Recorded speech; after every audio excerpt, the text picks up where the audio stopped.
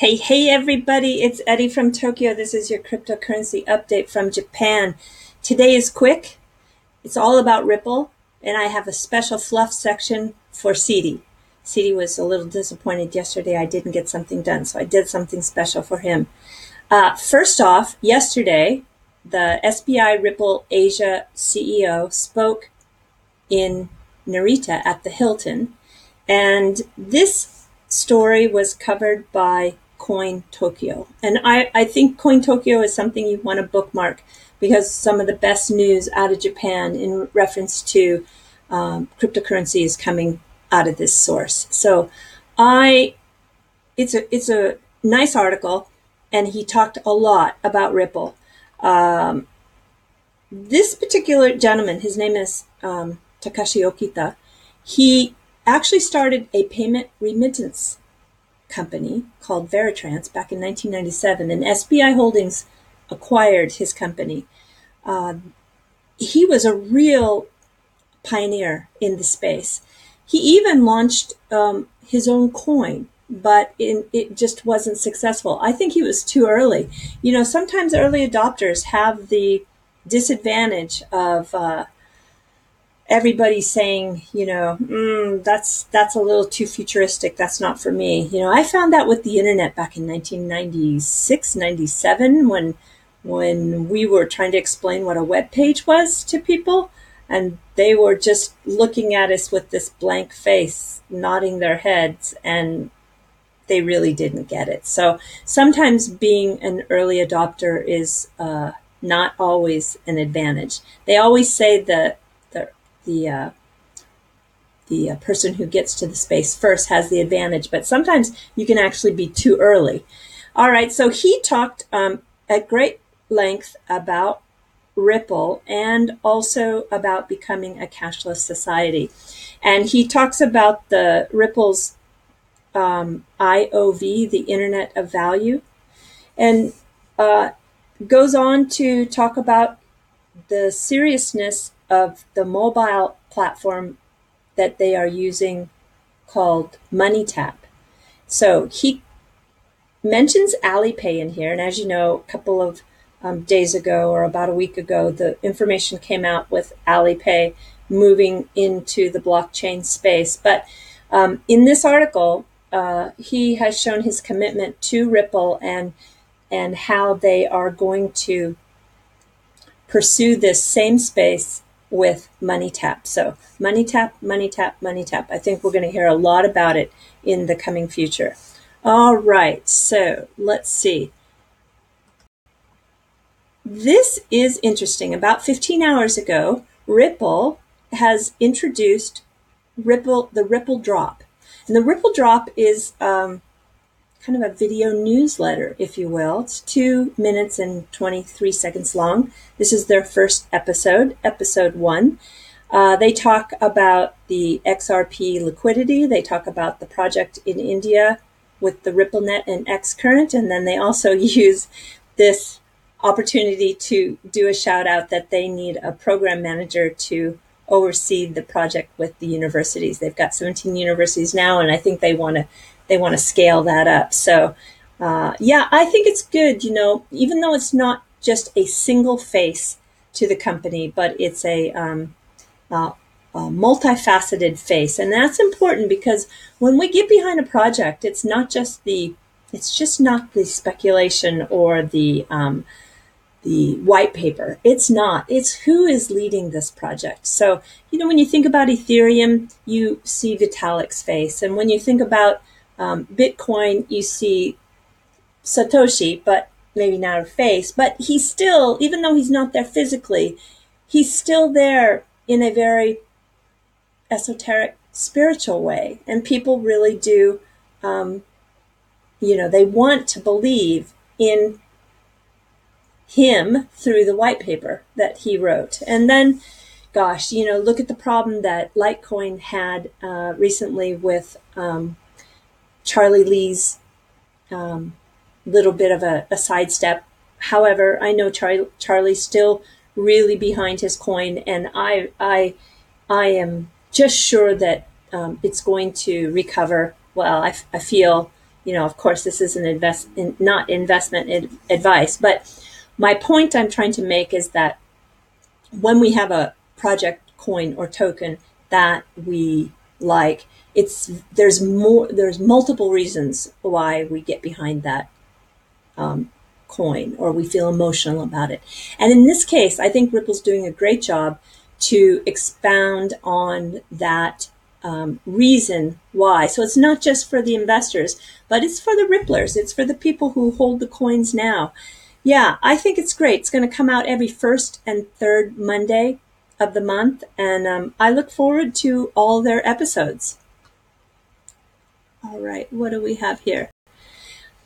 I am being asked by a lot of people, when does the VC trade site, which is the SBI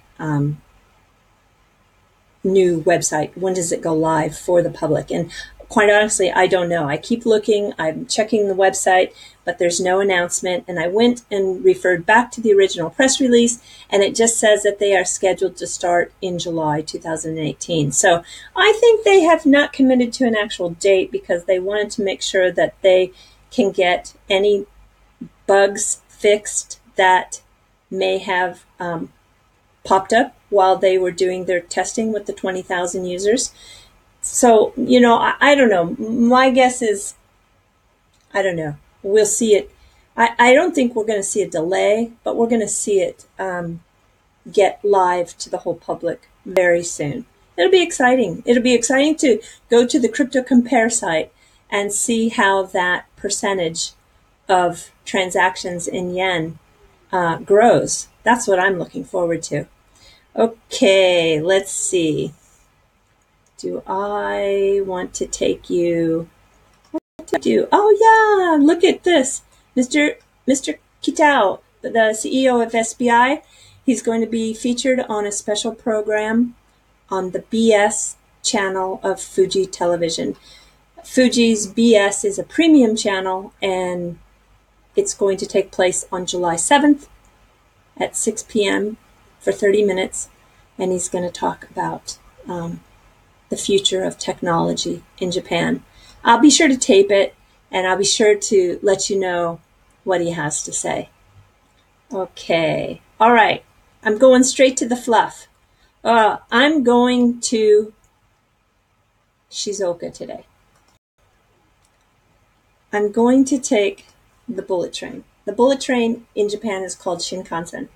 These are two of, I think there's like 10 different styles. These are two of the styles. They're all unique in terms of shape and their color. This one is called Hayabusa. Hayabusa is fairly new. It goes north to Akita. I have yet to take it. It's definitely on my list of things to do. I'm an absolute train fan, so I treasure every time I can get on a Shinkansen, and today I will be on it for 50 minutes from Tokyo to Shizuoka. It's wonderful. I can do this kind of a trip in 50 minutes, which if I was driving, you really just can't drive, do business, and come back in the same day. So the Shinkansen makes it so easy. This one is called the Kagayaki. It runs kind of east-west from Tokyo to Kanazawa. And I can't wait. These trains go very, very, very fast. It's 320 kilometers per hour, or 200 miles per hour for Americans using that form of measurement. The interesting thing is that the average delay with the Shinkansen is 36 seconds. And I've been on the Shinkansen maybe 75 times, and I can tell you there are times where I'm running up the escalator and jumping on literally as the doors close, because they don't wait for anyone. When it's departure time, literally to the second, boom, they're gone. So they have a amazing track record. There's been 10 billion passengers who have taken this train since it started. There have been no fatalities. Now, I have to just, there's a caveat in that, because there has been some deaths of people jumping in front of the train, but in terms of an accident that the Shinkansen has had, there has been no injuries or deaths. So it's got quite a safety track record. And there's 800 trains a day that depart. It's a special ride, I'm telling you, and they're so smooth. They talk about how you can balance a coin on its edge as you're going full speed. And of course, you see everybody, including myself, doing it as you sit. There's just a lot of leg room. It's very different than an airplane. It's, you can really stretch out. And as you sit in your chair, if you sit on the window side, it's got a little ledge, and you can place your coin there and see, does it really work? And I can tell you, yes, it really does. Okay, so I want to show you a picture of Shizuoka. This is Shizuoka. Shizuoka is famous for the green tea. And look at this. The Japanese are very innovative. They have a lot of mountainous land, and there's not a lot of flat land, but in Shizuoka, they have learned how to grow green tea even on these steep inclines. And I'll show you another beautiful picture. This is Shizuoka, and I'm looking at the backside of Mount Fuji. However, if you're in Shizuoka, they're going to tell you that you're looking at the front side, because actually I see the other side of the mountain, which from Tokyo we call the front side. But I know in Shizuoka, they're like, no. The front side is our side. But either side, Mount Fuji is just beautiful, and you can see how green it is. And yeah, the tea is going to be this green this time of year. And one more picture.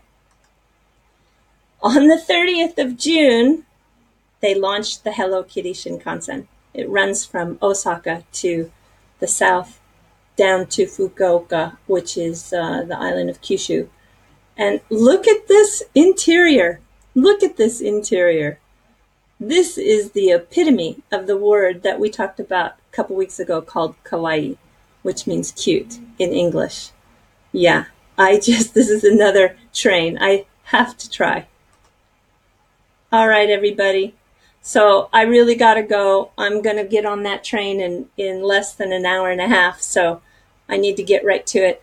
I did get in touch, or I should say that Susie got in touch with me from Esoteric Trading. So I'm going to communicate with her, and we'll see if we can't combine some of our efforts once in a while. I know she's really, really busy.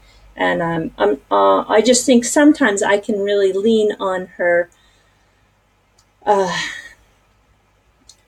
knowledge for the banking world, because she is truly an expert for that world of finance. And I'm not real strong in that area. So I do the best that I can. But when I know that I am needing help, I'm going to reach out to have her help me. And then CKJ also sent me a list of questions, and he wants to have an interview. And I have to be honest, I'm super nervous about that. But I'll do my best. Yeah. All right. For now, everybody, sayonara. Take care. Talk to you soon. Bye-bye.